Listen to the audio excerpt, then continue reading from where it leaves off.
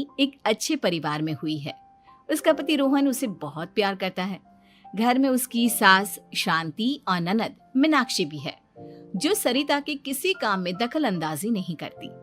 लेकिन फिर भी सरिता को ऐसा लगता है कि दुनिया की सबसे ज्यादा बेचारी बहू वही है और सबसे ज्यादा अत्याचार उसी पर हो रहा है। माँ जी, ये लीजिए आपकी चाय। अरे बहू, तूने इतनी ज्यादा चीनी क्यों डाल दी चाय में? हाय हाय माँ जी, मैंने तो उतनी ही मीठी बनाई है जितनी मीठी आपको पसंद है। माँ जी, आपको तो मेरे हाथ की चाय अच्छी ही नहीं लगती। जब देखो कुछ न कुछ कमी निकाल ही देती हो।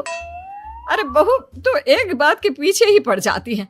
मैंने ऐसा कब कहा कि तू रोज चाय खराब बनाती है? सरिता अपने कमरे में चली जाती है और फोन उठाकर अपनी माँ से बात करती है। हेलो माँ, कैसी हो आप? क्या कर रही हो? मैं तो ठीक हूँ, पर तू बता, तेरा मूड कैसा है? तेरी आवाज से लग रहा है कि कुछ तो हुआ है तेरे ससुराल में। अरे क्या बताऊँ माँ, यहाँ तो हर समय मेरे साथ बहुत बुरा व्यवहार होता है।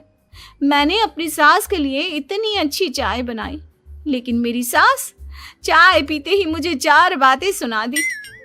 बेटी, तू इतनी छोटी छोटी बातों पर ध्यान ही क्यों देती हो?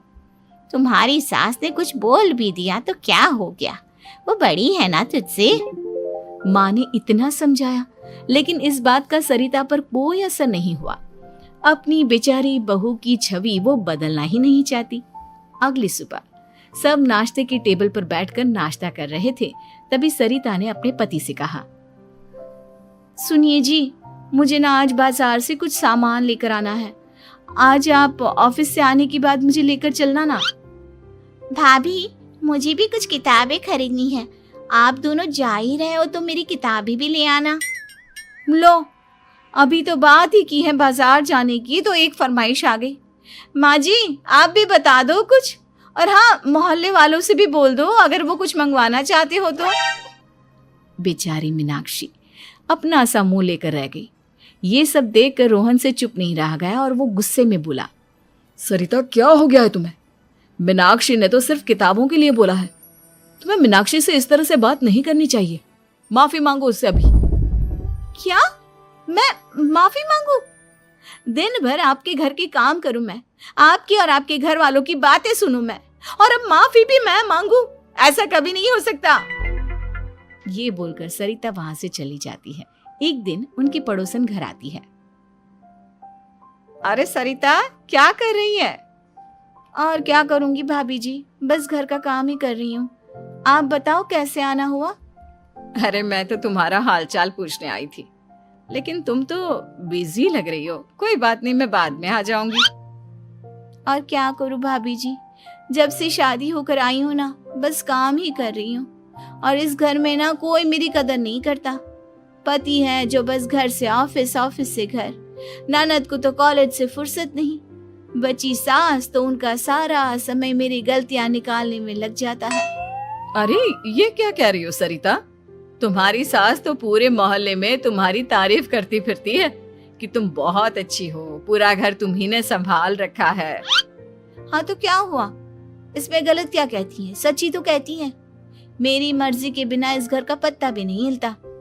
शाम को जब रोहन घर आया तो उसने सबसे कहा, कल हम सबको मौसी जी के घर जाना है।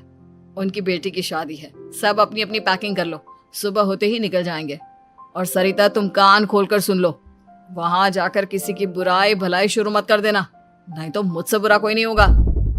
हाय हाय जी, आप तो ऐसे कह रहे हो जैसे मैं सुबह शाम सबकी बुराई करती फिरती हूँ।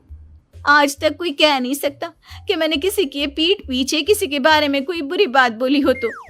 अरे बस बहू, बात को और ज्यादा आगे मत बढ़ा। हमें सब पता है तो हमारे साथ क्या व्यवहार करती है।